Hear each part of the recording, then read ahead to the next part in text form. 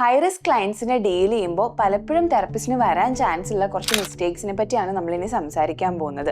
അതിൽ ഏറ്റവും ആദ്യത്തേതാണ് അവരുടെ കോൺഫിഡൻഷ്യാലിറ്റി അല്ലെങ്കിൽ അവരുടെ സീക്രസി കീപ്പ് ചെയ്യാൻ വേണ്ടി നമ്മളിത് ആരെ അറിയിക്കാണ്ടിരിക്കുക എന്നുള്ളത്.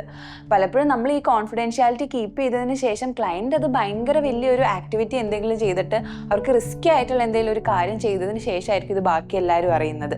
സോ പലപ്പോഴും ഇത് പ്രിവെൻറ്റ് ചെയ്യാൻ വേണ്ടി നമുക്ക് ആ ഒരു കോൺഫിഡൻഷ്യാലിറ്റി ബ്രേക്ക് ചെയ്യാം എന്നുള്ളത് പലരും മറന്നു പോകുന്നൊരു കാര്യമാണ്.